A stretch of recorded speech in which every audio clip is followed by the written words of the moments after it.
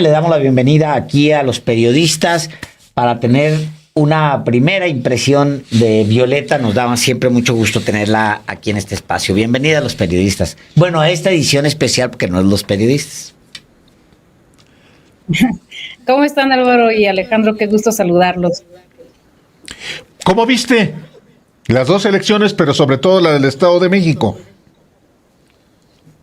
Bueno, la del Estado de México me parece que todo coincide con nuestras expectativas, ¿no? O sea, todo lo que habíamos pensado que iba a pasar es lo que está pasando. En ese sentido, pues no es nada fuera de la normalidad, y eso es algo que sí hay que celebrar, me parece, ¿no? Porque creo que es preocupante cuando pasa al contrario, ¿no? Fue un poquito preocupante cuando Alejandra del Moral salió así, muy ufana a decir que había ganado, ¿no? Con todas las encuestas en contra. A nosotros que tenemos ese aciago recuerdo de los fraudes electorales, pues siempre ese tipo de mensajes te ponen sobre advertencia, ¿no? De que algo están tramando, ¿no? Siempre esa es la reacción, creo. Entonces creo que está muy bien que se esté confirmando ya un sólido triunfo de Delfina ya con resultados más oficiales, ¿no? Lo de Coahuila me parece que, no sé si se trabó la transmisión, pero bueno, lo de Coahuila me parece que es un poco más preocupante, no tanto por los resultados que también se esperaban, sino por el nivel de violencia que se ejerció contra dirigentes de Morena y contra varios operadores que estaban allí en el territorio, y que yo creo que vamos a saber un poco más de esos incidentes más adelante. No sé si se sigue trabando esto, no quiero hablar. Bien. Estás perfecto y no se está trabando. Adelante, Violeta. Muy bien. Me congelé un poquito, pero bueno, eso es lo que creo que es lo más preocupante de Coahuila, que a pesar de que el PRI tenía tan claro que iba a ganar, de todos modos decidió ejercer muchísima violencia y muchísima presión en contra de los operadores de Morena. Además, esa es una de las cosas que hay que evaluar, y la segunda es el mensaje que da el fracaso de Coahuila, que es donde no hay unidad, no se puede competir contra un partido gobernante. En el caso del Estado de México, pues es un golpanazo brutal porque no tienen el mismo peso, digamos, el PRI de Coahuila que el PRI del Estado de México. Será muy poderoso el grupo Moreira, pero pues no tiene ni el peso electoral, ni el número de votantes, ni, en fin, es más, el mismo estado es una caja, digamos, chica, más pequeña en comparación de lo que se tenía en el Estado de México. Se queda el PRI, Violeta, muy mermado, y si mantiene el ritmo que ha mantenido de 2018 a la fecha, va rumbo a su desaparición. Es un momento histórico en ese sentido.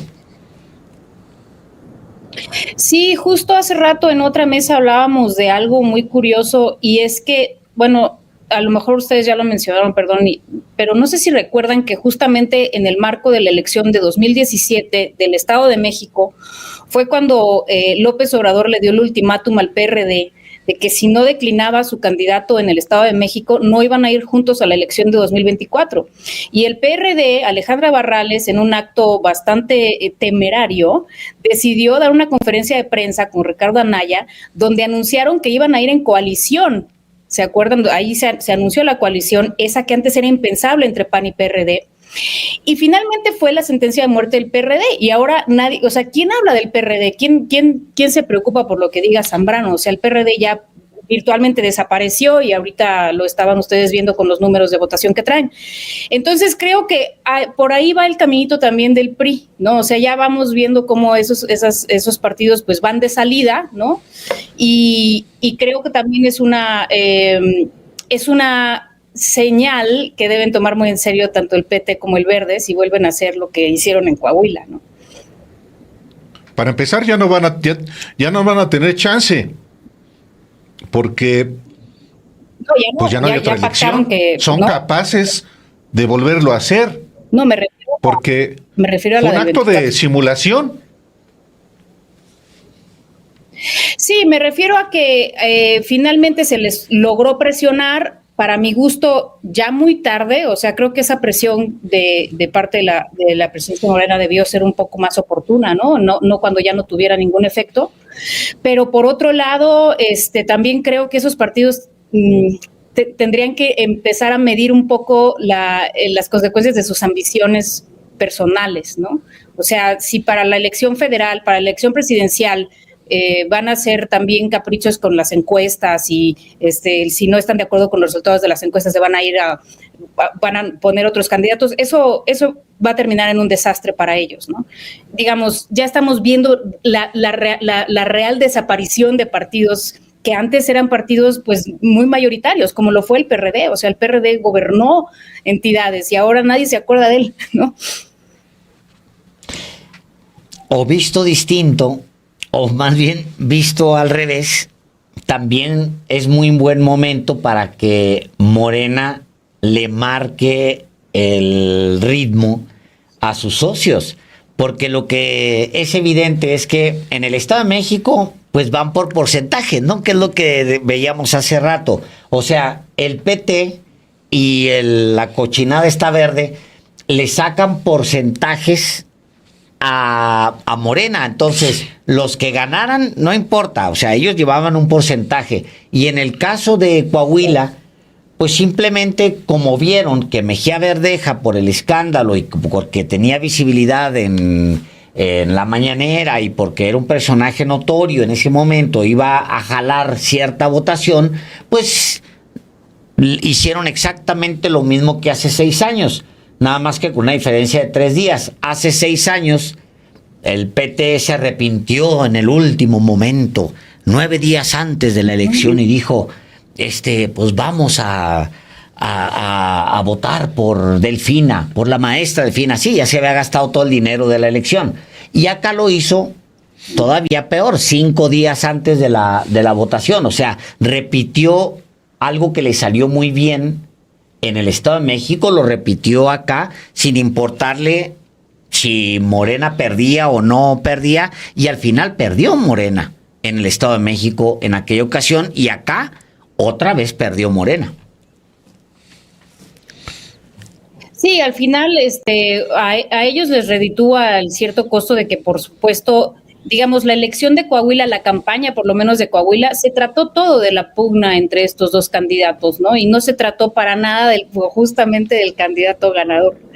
Entonces, me parece que eso es, o sea, ese es el efecto que tienen, que a ellos les reditúa digamos, esa pequeña ganancia local, pero lo que quiero decir es que eso mismo no les va a funcionar en la presidencial. O sea, y esa presión y la disciplina se tiene que convocar desde mucho antes, ¿no? Se tiene que acordar mucho antes los términos de la encuesta, por ejemplo, porque si hay algo que aprender de esta elección es que ese tipo de desacuerdos no pueden esperar hasta el final, ¿no? O sea, se tienen que resolver mucho antes para que justamente no lleguemos a este punto. Ahora, yo no creo que todo en Coahuila haya sido culpa de la división entre Guadiana y Mejía. O sea, también creo que pues sí son bastiones del PRI un poco, que siempre han sido más difíciles para la izquierda, ¿no? O sea, históricamente han sido difíciles para la izquierda.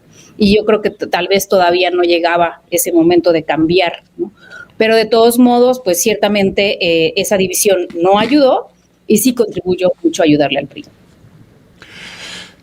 Violeta, me gustaría preguntarte, me gustaría conocer tu opinión, que la compartas con el auditorio. En este momento somos ya más de 50,000 usuarios en vivo y como tú sabes, normalmente son 3 o 4 que se multiplican los usuarios. ¿Qué enseña la elección del día de hoy en los 2 estados para el 2024? Para la elección presidencial, para la elección de gobernadores 9, para la elección de Congreso y de congresos locales. Mira, creo que la elección es muy clara, ¿no? Donde el partido Morena va en unidad, se obtienen resultados contundentes.